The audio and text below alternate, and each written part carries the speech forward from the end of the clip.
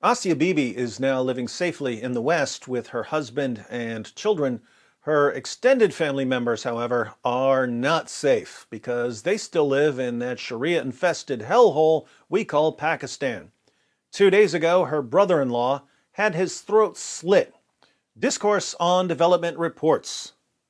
Younus, the brother-in-law of Asia Bibi, a Christian woman convicted of blasphemy by a Pakistani court, was killed in Sheikhupura city of Punjab province in Pakistan on Monday.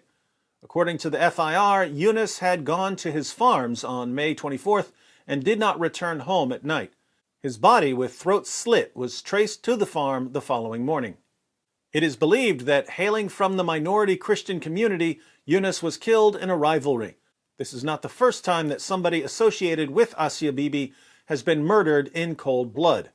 In 2011, Salman Taseer, the influential governor of Punjab, was assassinated after he made headlines by appealing for the pardon of Asia Bibi, who had been sentenced to death for allegedly insulting Prophet Muhammad. A month after Taseer was killed, religious minorities minister Shahbaz Bhatti, a Christian who spoke out against the laws, was shot dead in Islamabad, underlining the threat faced by critics of the law. Side note, Salman Taseer, the Punjab governor, was killed by a Muslim named Mumtaz Qadri. In 2014, a mosque was built in Qadri's honor and named after him. Yes, in Pakistan, they name mosques after Muslims who assassinate political leaders for siding with Christians. Asia Bibi is now living in exile after the Supreme Court of Pakistan acquitted her based on insufficient evidence in October 2018. Recounting the hellish conditions of 8 years spent on death row on blasphemy charges, but also the pain of exile, Asia Bibi recently broke her silence to give her first personal insight into an ordeal that caused international outrage. French journalist Anne-Isabelle Tollet, who has co-written a book about her, was once based in the country where she led a support campaign for her. "You already know my story through the media," she said in the book, "but you are far from understanding my daily life in prison or my new life," she said. "I became a prisoner of fanaticism," she said. "In prison, tears were the only companions in the cell." She described the horrendous conditions in squalid jails in Pakistan, where she was kept chained and jeered at by other detainees. Pakistan's blasphemy laws carry a potential death sentence for anyone who insults Islam.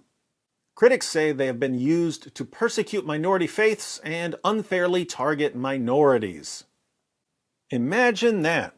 Islamic law is being used to persecute minority faiths. That's what Islamic law is designed to do. In the Quran, Allah calls Christians, Jews, and other non-Muslims the worst of creatures. Allah calls Muslims the best of peoples. Islamic law is designed to show non-Muslims that they're garbage and that their lives are worthless. It's designed to show Muslims that they're superior. Needless to say, we shouldn't be surprised when Christians are in jail on trumped-up blasphemy charges or simply have their throats slit. This is what Islam has been producing for 14 centuries. Pakistan's Prime Minister Imran Khan defended the country's strict blasphemy laws during his election campaigns. The status quo is still in place. No government in Pakistan was ready to make changes to the blasphemy law due to fears of a backlash. As we've seen in Pakistan, government officials will be assassinated for opposing blasphemy laws, and their assassins will be honored by having mosques named after them. Hence, Pakistanis end up with cowards like Imran Khan as their prime minister.